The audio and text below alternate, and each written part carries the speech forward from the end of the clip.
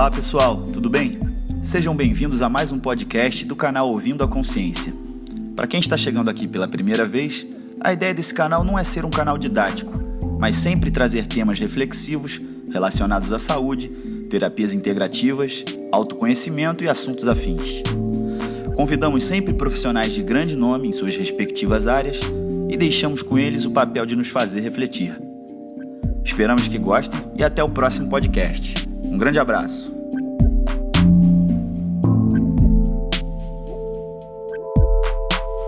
Olá, pessoal. Estamos começando mais um podcast Ouvindo a Consciência. Dessa vez a gente está com a presença ilustre da Cláudia Drummond Couto. Cláudia Drummond é psicóloga, psicoterapeuta clínica há mais de 40 anos, consteladora e criadora dessa jornada da criança ferida. E esse vai ser o tema do nosso bate-papo aqui. Tudo bom, Cláudia? Boa tarde, André. Tudo bem? Primeiro eu quero agradecer pela oportunidade, é um prazer estar aqui com você. E ainda mais para falar de um assunto que me é tão caro. Que ótimo. A Cláudia é uma amiga querida de muito tempo, vai ser um prazer esse bate-bola. Lembrar vocês que esse episódio vai estar disponível nas plataformas do Spotify, Apple Podcast, Google Podcast, no aplicativo das 5LB Brasil e também no site 5leisbiologicas.com.br. Então vamos lá, começando, Cláudia. Da onde iniciou essa perspectiva da criança ferida? Né? Porque eu vejo que vários trabalhos falam sobre isso ou têm essa conotação, né? Quem propôs isso? Olha, André, a origem, na realidade, do termo criança divina, ao qual a criança ferida se contrapõe nesse olhar terapêutico, vem de Jung. Né? A criança divina é um arquétipo que fala da essência do ser humano, não é do ser humano divino, onde, ao chegar no mundo, ele está totalmente disponível e aberto e confiante no que veio fazer, na oportunidade de viver. Né? E o conceito de criança ferida, ele vem em contraponto ao da divina, porque quando nascemos, se a gente veio da unidade da perfeição, a gente chega num mundo dual e imperfeito. Portanto, não é possível para nenhum ser humano ter uma vivência, uma experiência plena de satisfação e preenchimento. Né? Porque uma experiência plena fala de uma perfeição e de uma unidade que nós não temos. Né? Então, nesse momento, essa criança que chega ainda impregnada dessa origem, né, da unidade, da perfeição, ela começa a sofrer as experiências da vida, desse mundo imperfeito. Então, determinadas necessidades que deveriam ser suficientemente atendidas não são o suficientemente atendidas. E isso é que a gente chama das feridas da criança. Não é? Quando ela começa a ter essas frustrações, a vivenciar essas faltas e a entender que, para ela poder pertencer ao lugar que ela chegou, ela precisa abrir mão de algumas partes dela para poder caber naquele lugar. O que é esse lugar? O lugar da família, onde existem as regras, os valores. Cada sistema familiar vai trazer um conjunto de regras, de valores, de ideias que norteiam e que são passados de geração para geração, com algumas modificações, mas com um fio condutor no sistema. Né? E muitas vezes a expressão singular de um ser humano que chega nesse sistema, para ele se sentir aceito, acolhido, ele precisa abrir mão de partes dele, para não se sentir excluído do sistema. Né? E é nesse momento que as feridas vão chegando na criança divina, né? E limitando essa expressão do seu ser essencial, né? Ela vai se adequando ao ambiente e às demandas que ela entende que são do ambiente em que ela vive, para ela se sentir pertencente, incluída. Se sentir vista, sentir que recebe o amor, né? Que é vista por essa Isso tá chegando. A necessidade básica de todos nós é se sentir pertencendo e se sentir amado. Qualquer coisa que nos dê uma experiência de não pertencimento ou de não ser um objeto de amor nos deixa num lugar de muito medo, de muita insegurança, né? E que aí provoca tristezas, raivas e mecanismos de defesa, porque o ser humano sobrevive, né? Claro. O instinto principal é de sobrevivência e ele vai se virando a cada momento para continuar vivo, né? A resiliência é uma qualidade humana. Né? Partindo desse princípio, então, Cláudia, nenhum sistema é perfeito, né? Todos os sistemas têm suas precariedades, seus equilíbrios e suas dinâmicas. Todas as crianças, de alguma maneira, se ajustam e se podam, né, de alguma maneira, para caber dentro disso, né? Umas com escoriações mais leves, outras com sequelas mais fortes, né? Exatamente. O objetivo principal de qualquer ser humano que consegue nascer é se manter vivo para poder caminhar nessa estrada, né, que a vida nos oferece até o momento da gente partir. Uhum. E para ficar vivo, a gente faz qualquer coisa. Vide, né, os exemplos que nós temos de sobreviventes de campo de concentração e de outras formas tão distantes, né, da possibilidade de se manter vivo e que ainda assim o ser humano encontra caminhos de sobrevivência, né, nas piores adversidades. Então essa é a nossa força maior, né? Uhum.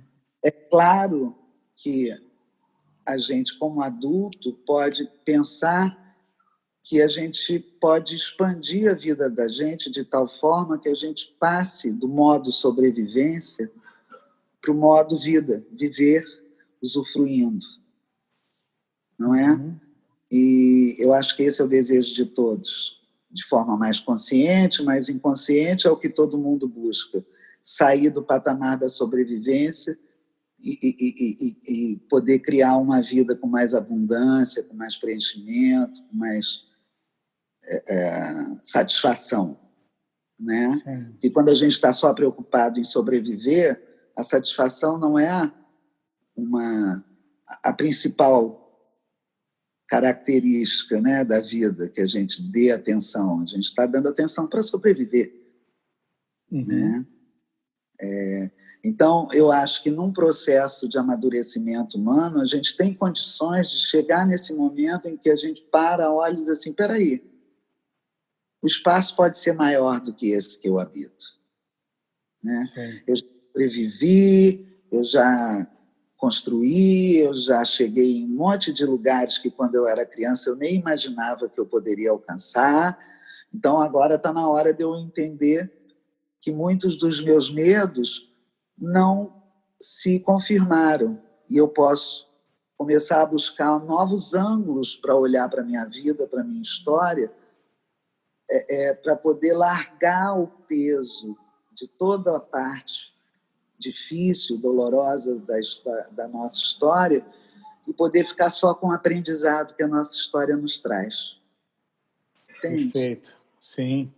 Isso dá um bom gancho, Cláudia, porque você estava comentando, né? A gente chega numa condição tão frágil, tão dependente, né, que a gente chega a fazer escolhas que abrem mão da nossa essência, né, para poder pertencer, para poder ter essa segurança.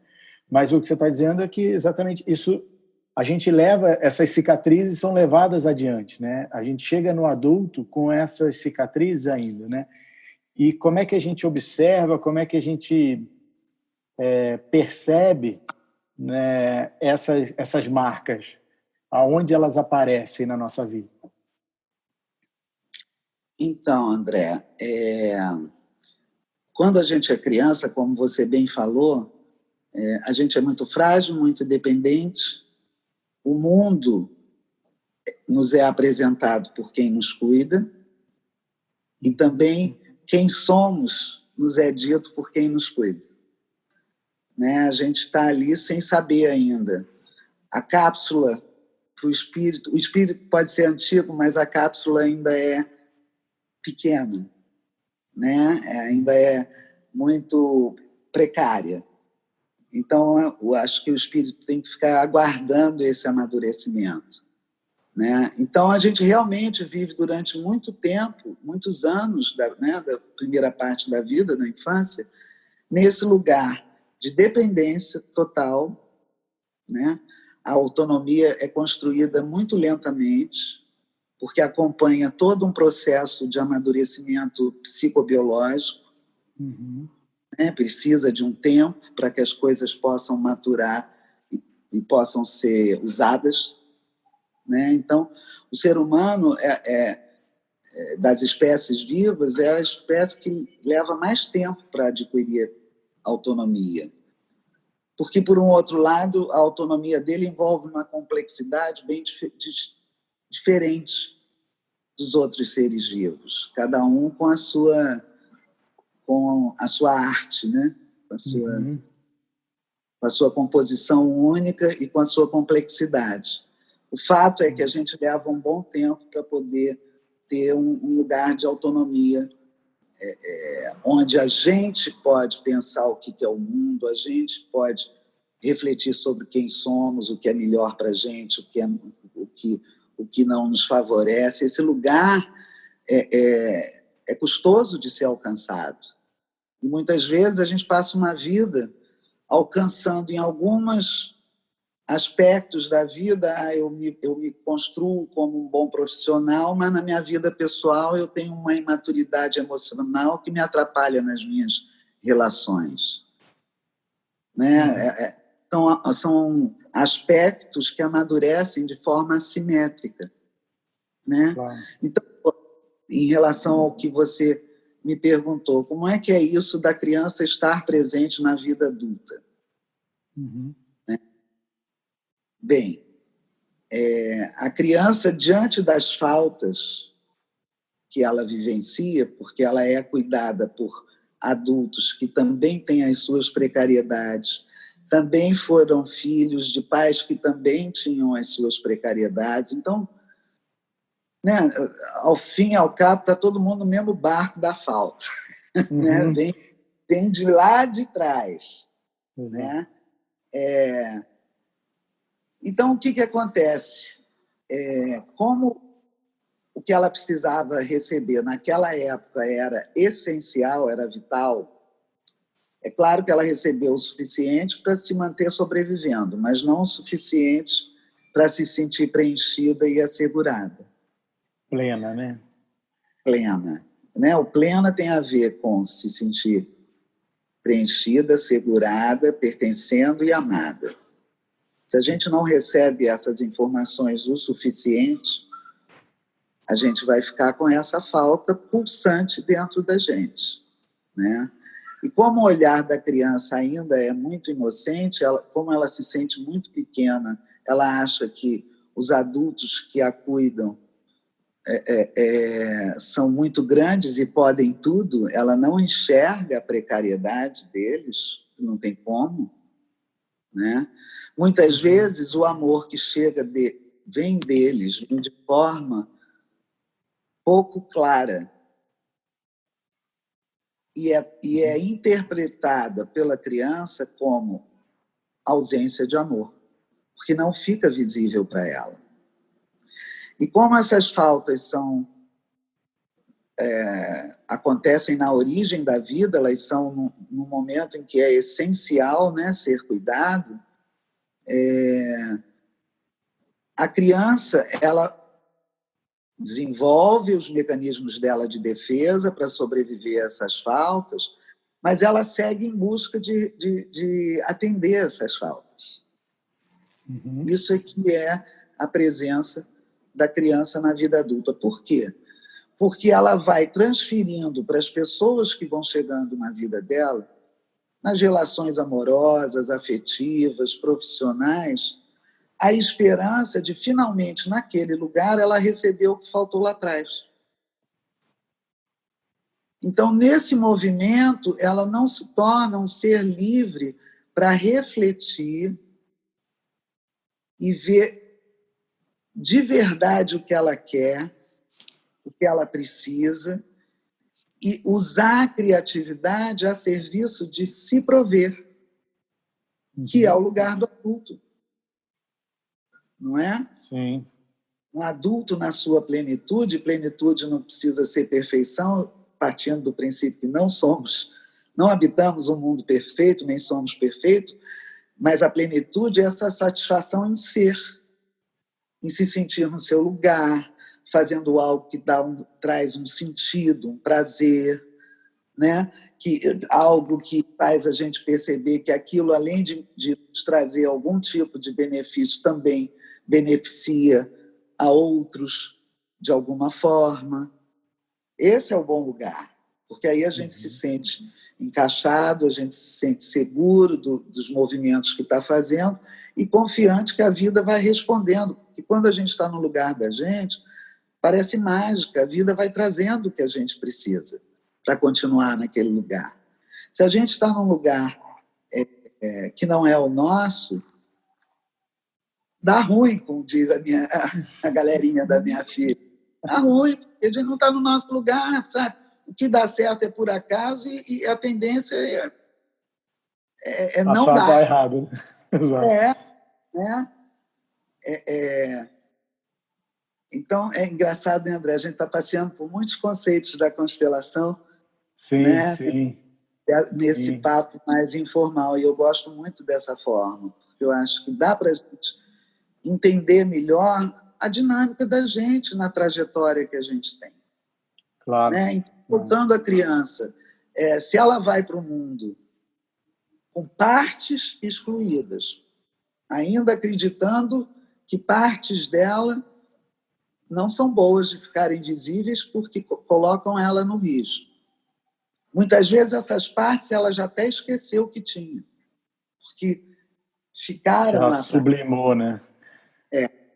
Né? E se ela vai com o intuito de sobreviver e resolver as faltas, encontrando terceiros que ocupem os lugares daqueles de quem faltou, ela não está livre para ser ela e para buscar qual é o sentido singular da existência dela no mundo. Porque ela está o tempo todo reagindo ao passado, seja ao medo de não dar conta de sobreviver e as dores, aos incômodos que as faltas trouxeram. Né? Não é fácil para uma criança olhar para os pais que não estão dando o que ela precisa, achar que eles podem dar, não estão dando porque não querem, e se não querem é porque ela não tem valor suficiente para eles quererem dar isso a ela. Isso é um lugar muito cruel e que todos nós, em alguma instância, em algum momento, habitamos. Que todos nós fomos crianças que achávamos que os nossos pais podiam tudo e que, se não nos davam, era porque não queriam. Uhum. Entende? Então, assim, é uma sobrevivência com esse peso. É como se houvesse um segredo de um desvalor, de uma menos-valia. Então, às vezes, a pessoa está, sabe, batendo maior bolão, tendo um maior sucesso dentro dos parâmetros do nosso mundo, né, do que seja sucesso, né, também são discutíveis, né? Mas ela internamente se sente uma fraude, está sempre na ansiedade que um dia todo mundo vai descobrir que ela não é nada disso, que ela é pequenininha, que ela não tem valor, e que aí ela vai ficar sozinha no mundo. Porque ela não tem uma confiança de base construída na base do início da sua vida, no seu valor.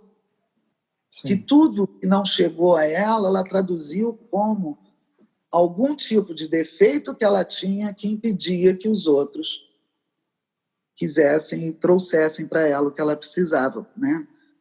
Porque essa dependência absoluta da criança, ela é equilibrada por uma imaginação enorme, né? A precariedade dela no mundo físico e psíquico é compensada por uma imaginação onde ela encontra todas as soluções e todas as respostas, né? Se vendo como centro do mundo.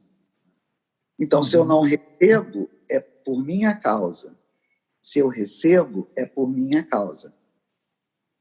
Não tem uma visão sistêmica da vida, onde não há centro, né? A criança é autocentrada. Quando a gente vê adultos autocentrados, que não suportam divergências, que são muito autoritários, que são muito arrogantes, é essa criança que está presente. Né? Ainda estão autocentrados, e sendo autocentrados, quem pensa diferente de mim está errado. Quem não concorda comigo é pessoal.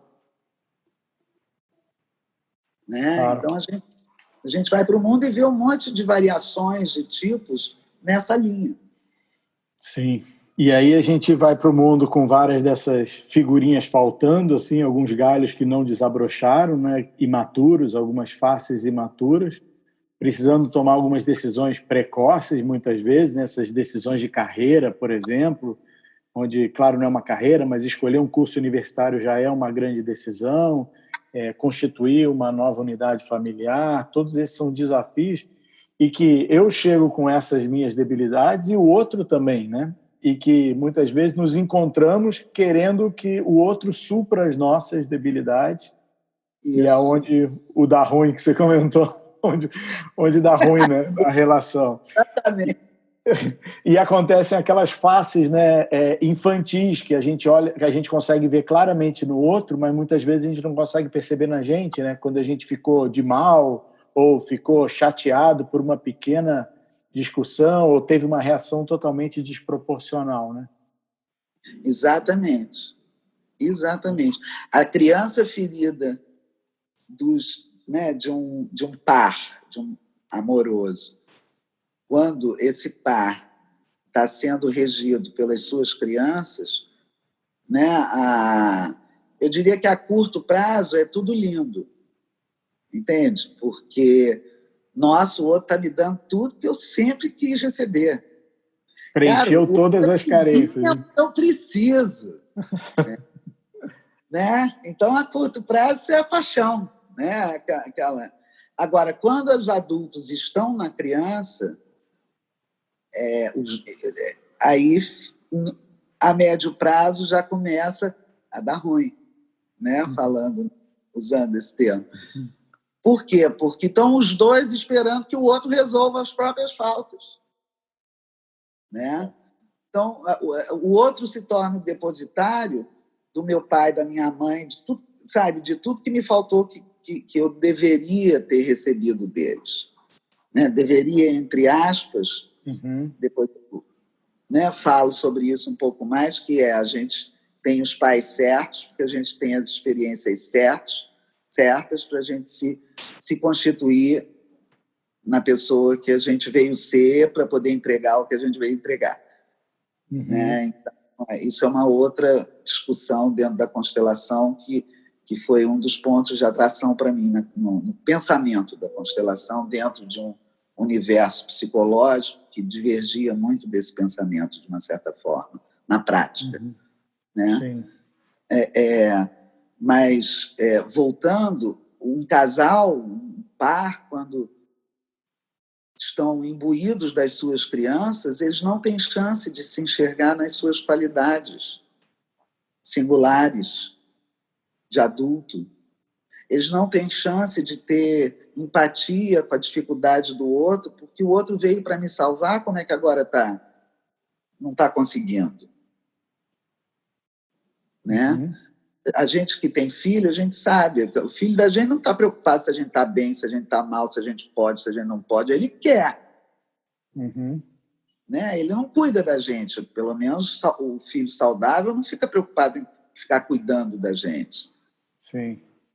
Né? Isso já é uma coisa que já precisa ser olhada. Já é um sinal de uma necessidade de troca. Eu preciso dar alguma coisa para ter o que eu tenho. Eu preciso. É isso. E muitas vezes eu vou ocupar o lugar daquele que deveria me dar para, quem sabe, no rebote chega para mim também. Eu dou, quem sabe o outro se toca e aí me dá igual e aí eu recebo o que eu preciso, porque eu estou dando, na realidade, o que eu gostaria de receber. Sim. Também tem. E essas dinâmicas são tão ocultas, né? São tão automáticas, porque é uma necessidade, né? Não é um interesse mental, né? Uma necessidade para a gente se constituir. E elas vão aparecendo lá na frente, né, Cláudia? Onde determinados caminhos não andam, pela minha imaturidade a lidar com os desafios daquela perspectiva, né?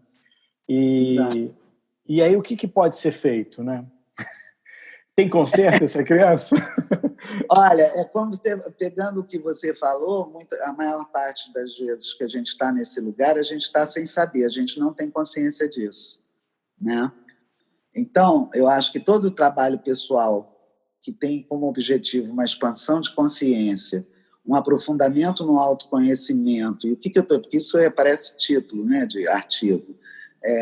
O que eu chamo de aprofundamento no autoconhecimento? Eu ir me observar para entender qual é a minha dinâmica emocional.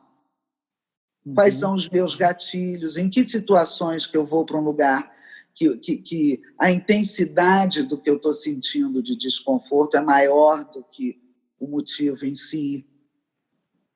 Entende? Onde se eu estou vivendo situações sempre num lugar da pessoalidade, onde o que o outro está fazendo é contra mim e não é a serviço dele, das necessidades dele.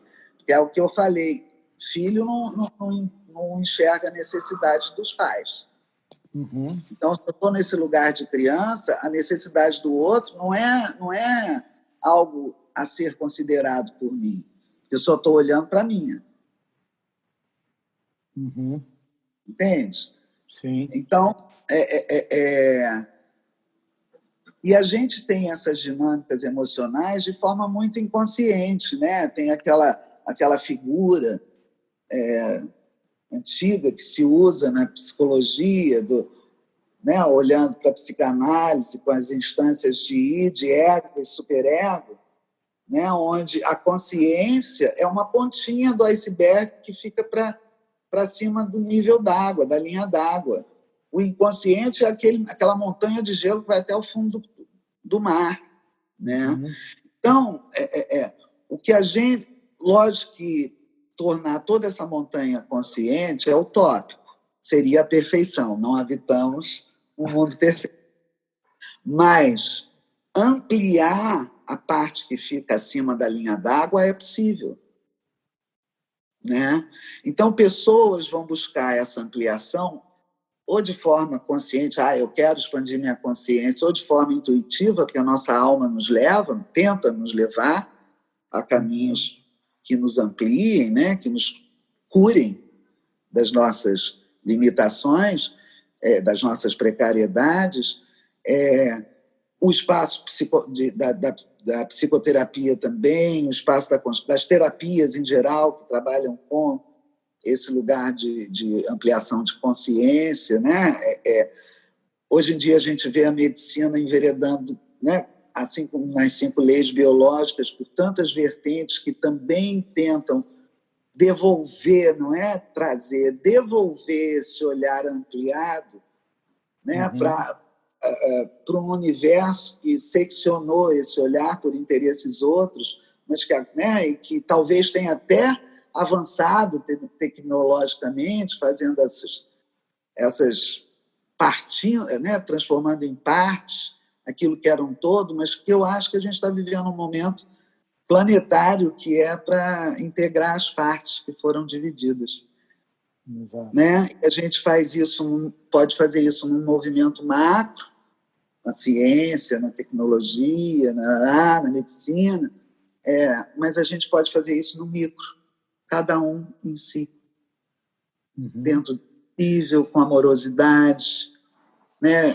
Tipo assim, bom, até aqui eu sobrevivi, ainda tenho aí mais não sei quanto tempo de vida, é assim, do jeito que eu estou vivendo, que eu quero viver mais 20, 30, 40 anos, dependendo da idade da pessoa, porque se eu quero viver diferente disso, sou eu que tenho que buscar os caminhos para que eu possa criar uma nova realidade para mim. Eu preciso me implicar, entende? Exatamente. Né? Assumir a responsabilidade do seu processo, né? Não atribuir ao acaso que surja na sua frente o que você precisa. Né? O acaso surge quando a gente não percebeu, mas fez um movimento. Não é acaso. É o que os esportistas falam, né? Quando eu comecei a treinar, eu passei a ter sorte.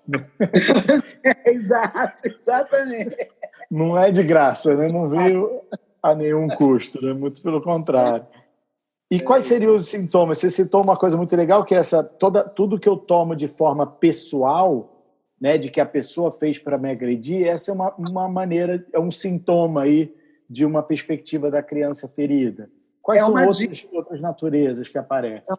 É uma dica. Eu comecei falando e acabei me desviando, mas assim, muitas vezes a gente tem reações desproporcionais, sejam reações visíveis, onde eu confronto o outro, ou sejam sensações profundas que eu escamoteio, mas que eu estou ali num liquidificador interno, emocional.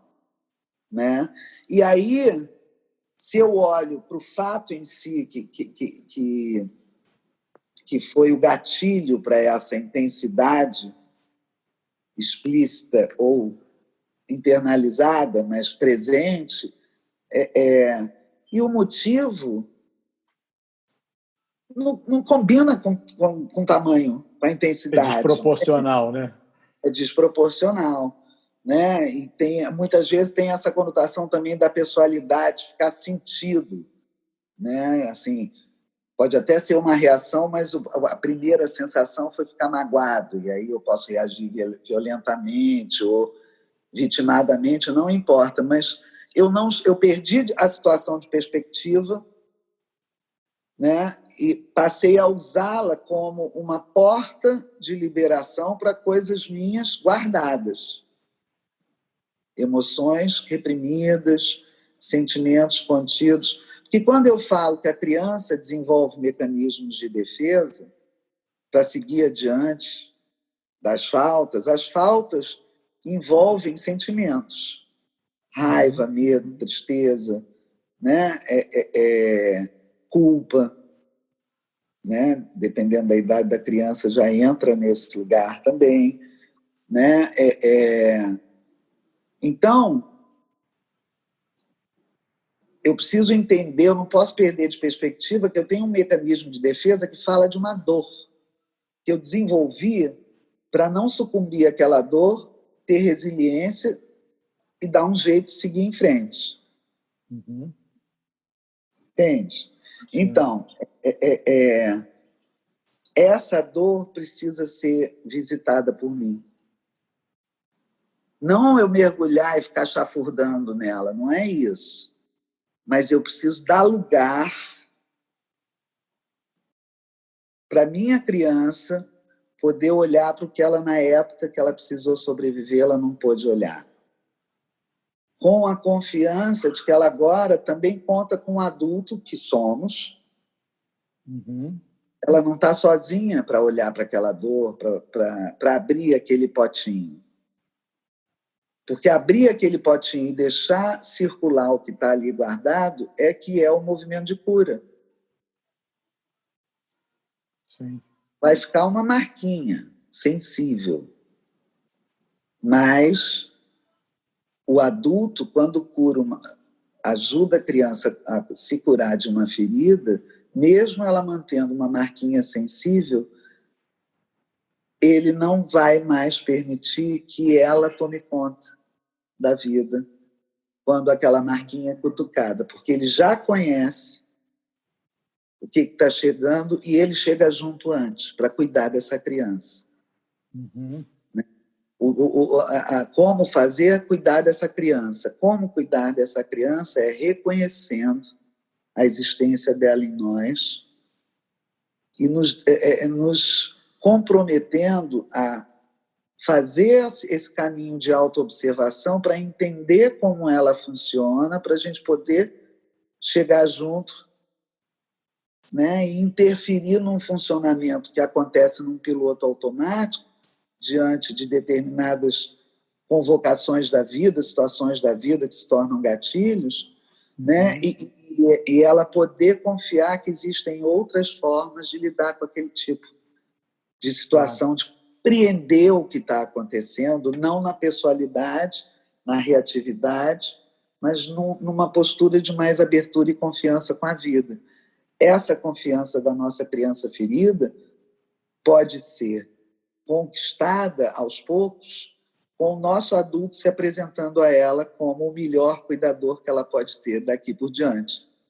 Porque não tem ninguém melhor que o nosso adulto, nem nossos pais poderiam saber, num nível assim, de detalhe profundo, de que forma, não é só o que eu necessito, mas de que forma eu preciso ser atendido. O como, né? O como. Sim, muito legal. E isso que você está trazendo, Cláudio, é inevitável, né? Quando a gente... São condicionamentos muito marcados, né, desde muito pequeno, então nunca a gente vai ficar imune a essas provocações, mas me conhecendo, eu consigo ter uma maneira de melhor gestionar aquilo, né? Isso.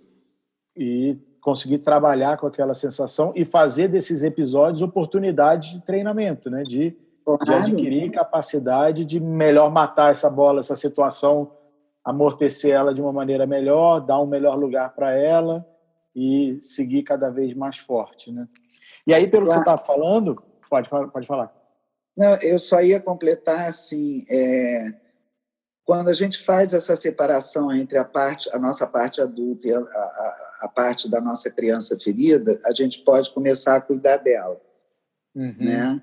Dentro de como fazer, que você me perguntou, a gente precisa buscar uma forma de entender que temos partes assimétricas em nós e que a polaridade dessas partes a gente pode olhar como o adulto e a criança ferida. E só quando a gente consegue fazer essa diferenciação é que a gente pode, com a parte adulta, cuidar da criança e fazer a integração no que estava desconectado. Perfeito. Sim. Aí o caminho para fazer esse trabalho consigo aí vai ser, né, adequado para cada um. Existem muitos caminhos que fazem essa busca de autoconhecimento, de compreensão das dinâmicas emocionais, enfim. Eu, na minha clínica, eu acabei, quando eu adquiri essa linguagem do adulto e da criança, isso fez um diferencial na minha clínica, que já tinha quase 30 anos. Né? Porque eu tinha muitas formações já feitas, já tinha 3 décadas de experiência e nesse lugar de psicoterapeuta, e eu sentia que me faltava alguma ferramenta, que ainda existia trabalho por fazer e que me faltava alguma ferramenta.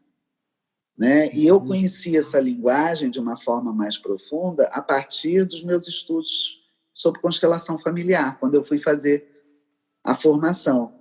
Porque o Hellinger, que é o criador das constelações, ele se vale muito desses conceitos.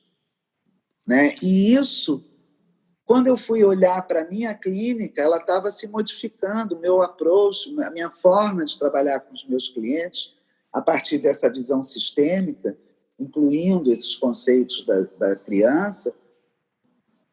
Caramba, o espaço que era assim, sabe, que era de um tamanho, ampliou muito, porque me trouxe recursos simples e muito precisos. Né? Então, eu comecei a ver na minha clínica a modificação que essa linguagem trazia para o resultado do trabalho pessoal dos meus clientes individuais, para além dos resultados que eu via nas constelações, que é uma outra proposta, né? Um trabalho pontual ali, acontece, a clínica é um trabalho processual, enfim. Mas a linguagem ficava adequada para os dois, trazia benefícios para a minha clínica.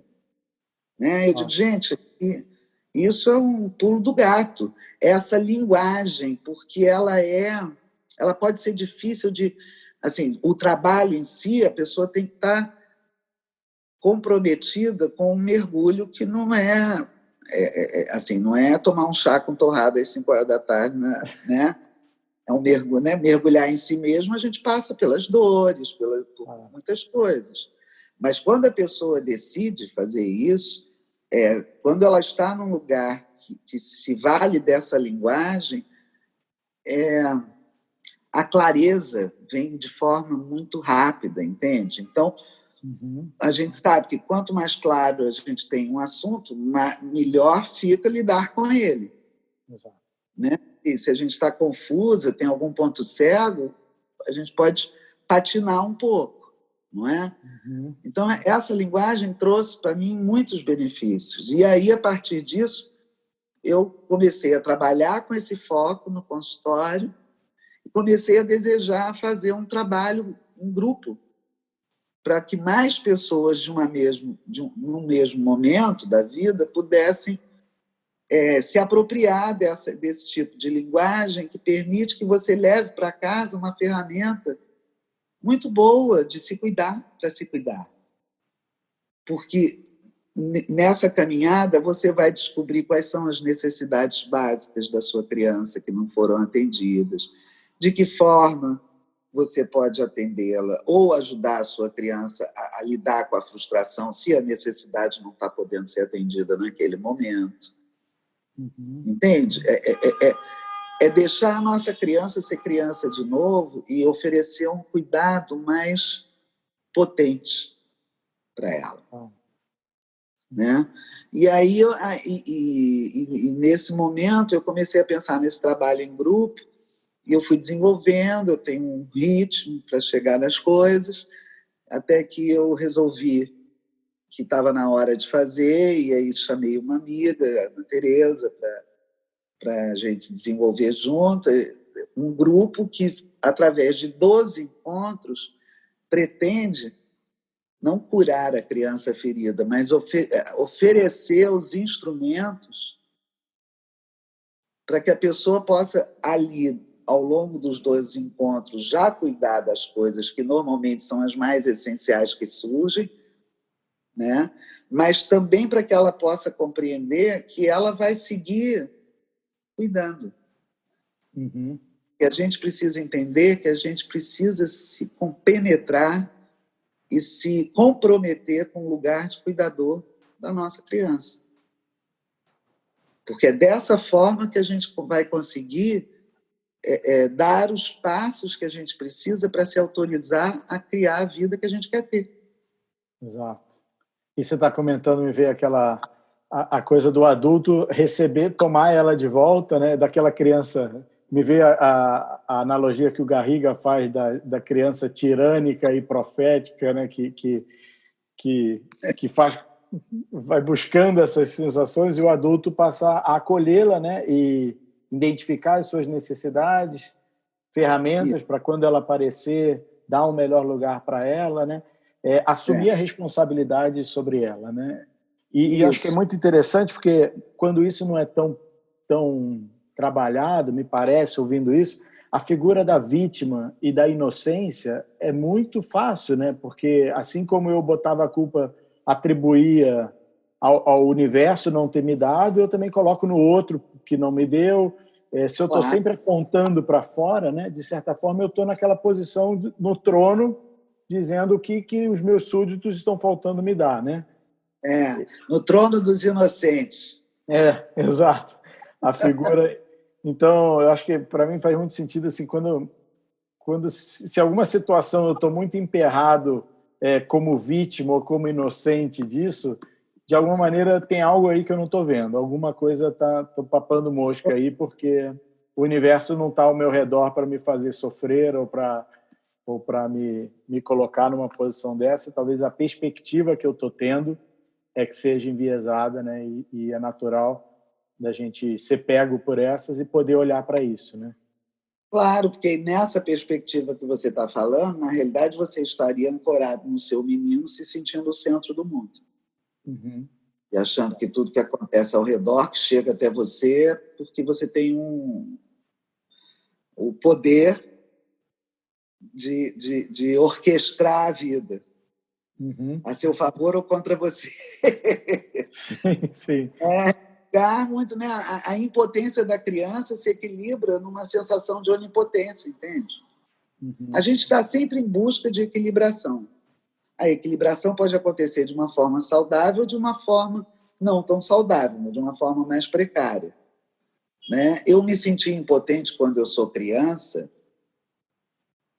é verdade, porque eu sou mesmo, para muita coisa. Mas esse lugar não é bom, então eu compenso na onipotência, achando que tudo é a partir de mim. Né? Agora, quando eu me transformo num adulto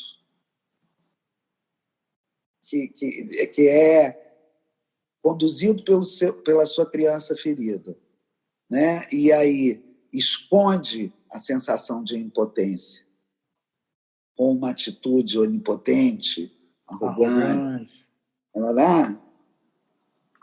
Eu estou no mesmo lugar de quando eu era verdadeiramente impotente e compensava com a onipotência. Só que eu estou no mesmo lugar emocional, mas eu estou habitando uma vida adulta. Então, isso não vai ser bom, não vai ser favorável. Nem para o meu lugar, nem para as pessoas que estão no meu entorno. E, de novo, elas não vão ser mais elas vão ser os representantes daqueles que não me atenderam. Exato, e a gente vai buscando nos sistemas futuros, colocando elementos para cobrir essas feridas nossas, e jogar todas as expectativas não atendidas lá de pequeno nesses novos figurantes aí. E como não sabemos que estamos fazendo isso, inclusive o arrogante se acha, né? Ele não tem conexão com o medo dele.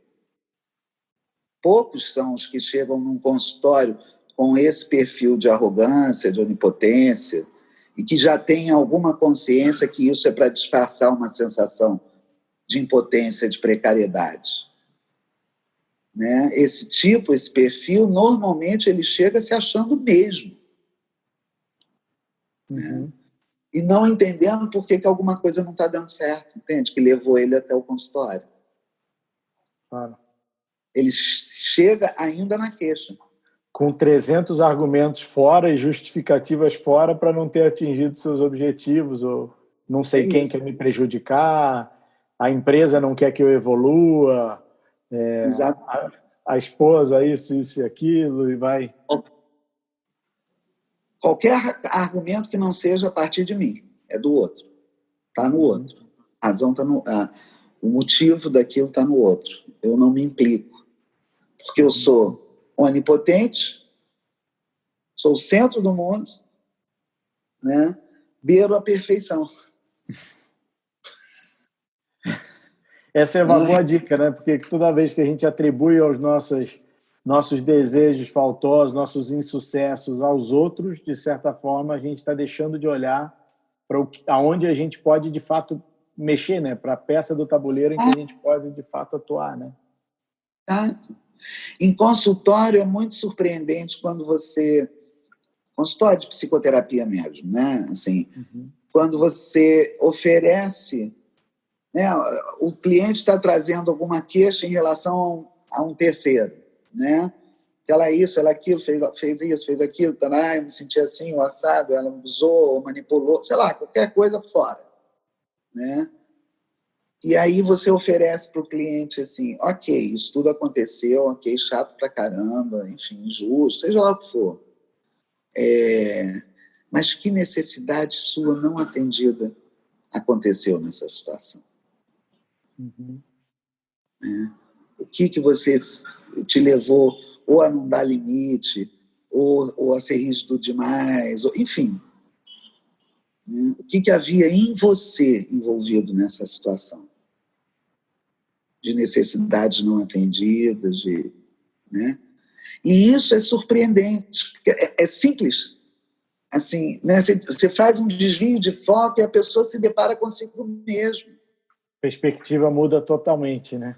Totalmente, porque o que ela precisa... Se a gente entende que toda situação que a gente vive é apenas uma oportunidade da gente aprender algo a mais sobre nós, sobre a forma da gente compreender a vida, a gente vai dar lugar para aprendizado em tudo. Toda vez que a gente está queixando de uma situação, se a gente se valer dessa queixa, olha aí, aqui eu me queixando. Se eu estou me queixando, é porque tem alguma coisa aqui que eu preciso olhar que não está devidamente atendido. E que não é pelo outro. Sou eu que tenho que olhar. Se a gente pega, você estava falando, como faz? Essas estratégias é feijão com arroz, sabe, André? Não é Réveillon na Avenida Atlântica. Uhum. Né? É no pequeno, é no miúdo, é no dia a dia, no cotidiano que a gente vai observando como a gente funciona diante das situações do cotidiano, diante dos outros, enfim. E é nesse pequeno que a gente vai fazendo pequenos movimentos diferentes e criando novos condicionamentos, desconstruindo o que, né, os condicionamentos antigos, apoiados em crenças equivocadas, foram criadas pelo olhar limitado da criança, e desconstruindo, mostrando para a criança assim, os equívocos de interpretação dela sobre ela mesma e sobre o que ela pode esperar do outro e do mundo, cria-se um espaço para novas crenças serem criadas a partir do olhar do adulto, que compreende que os pais eram precários, que os avós também eram, que é uma sucessão de sobreviventes. E que agora que a bola da vez sou eu, quem sabe eu consigo ir adiante de sobreviver, entende? Claro. É fantástico, Cláudia, porque é isso, né? Coloca o responsável no comando, né? Implica a pessoa no seu processo e buscar o que quiser, né? O que for, o que tiver ao alcance aí mas nela, ela como a responsável pelo seu mundo ao seu redor, né? Sim, exatamente, exatamente. E para que a gente possa fazer isso, a gente precisa trabalhar a concordância com o que foi, com o que é, né? Com o que somos, com o que o outro dá conta de ser. Né? Concordar não é entubar, ter que conviver colado com aquilo que incomoda. Concordar é eu desistir de tentar mudar o outro, olhar para ele como ele consegue se apresentar e ver o quanto que eu quero estar próxima ou afastada em relação ao que faz bem ou não para mim em relação ao outro. Isso eu economizo a minha energia e uso ela a favor de criar os meus espaços, os que eu quero. E quando eu estou tentando mudar o outro, eu estou gastando a minha energia ingloriamente, porque não salva ninguém, muito menos muda ninguém. Como eu estou deixando de usar essa energia para mim. Às vezes eu até paro, estou aqui parada na minha construção e apontando o dedo para o outro, dizendo que o outro está parado. Mole esse lugar, né? Exato. Né? Agora, é uma insatisfação, porque eu sei, eu durmo comigo, eu ponho minha cabeça no travesseiro e sei que eu estou parado. Mesmo que eu esteja fazendo marola e enganando a plateia, entende?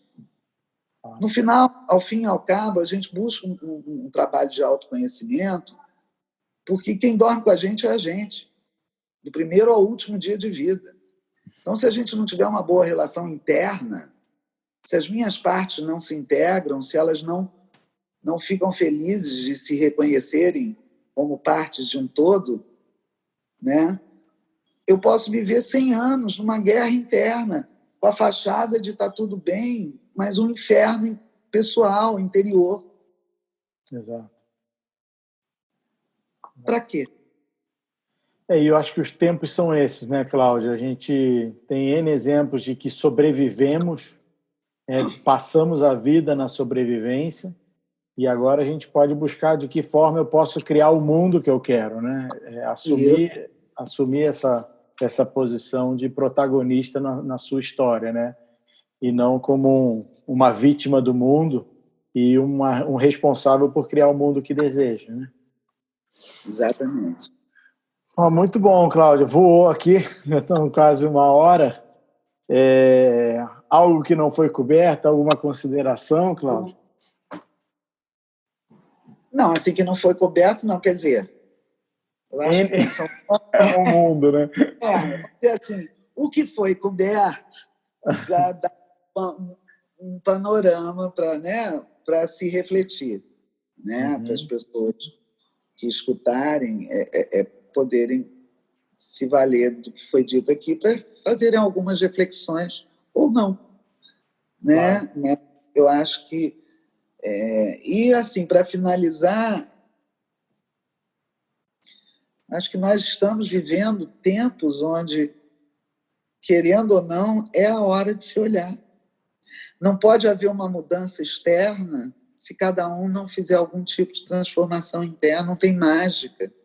Quem pensa que a vida é mágica é a criança, né? Que sente fome, o prato aparece, sente frio, o casaco aparece, sente cansaço, o colinho para ir dormir, fazer dormir aparece. A vida parece mágica para a gente durante alguns anos, mas tem uma hora que a gente começa a precisar entender que não tem mágica, que tinha alguém por trás fazendo alguma coisa para que a vida pudesse acontecer, né? E que tem uma hora que a gente passa a ser esse alguém por trás. Não dá para ficar no lugar da criança ad eterno. Não funciona. Pode sobreviver. Estou falando de qualidade de vida. Qualidade de relação consigo mesmo, que é determinante para a qualidade das relações que a gente estabelece no mundo. Se queremos mais, né? Se queremos não estar nesse conformismo, tem aí uma grande opção para poder olhar e buscar, né? Com certeza. E foi nessa intenção que a gente fez a jornada, né? Esse trabalho de 12 encontros para trazer esse olhar, esse ângulo de olhar, para que as pessoas possam iniciar com a gente, e aquelas que viram sentido no que a gente compartilhou, elas levarem para o seu dia a dia as estratégias que elas ali, né, desenvolveram para cuidar de si. Essa é a meditação quando terminam. Aliás, hoje vai terminar o 4º grupo. Legal. E o próximo eu já tô dentro, né? Você já sabe, vai começar falando em oportunidades aí, está tendo a oportunidade dele online, né? No primeiro formato, onde vai ser 100% online, começando aí em setembro, né? Isso. E minha cadeira já está guardada lá, você sabe. Com certeza, com o maior prazer.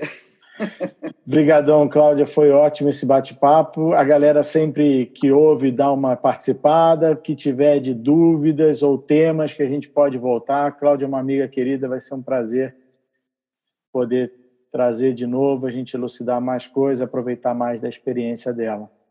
Muito obrigado, Cláudia.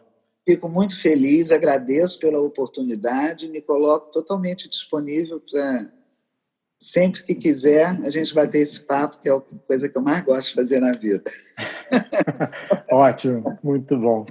Obrigado. Pessoal, agradecer a audiência de vocês. Lembrar que esse episódio vai estar disponível nas plataformas do Spotify, Apple Podcast, Google Podcast, no aplicativo da 5LB Brasil e no site 5leisbiologicas.com.br. Então, terminamos aí mais um podcast do Ouvindo a Consciência. Obrigado e até a próxima.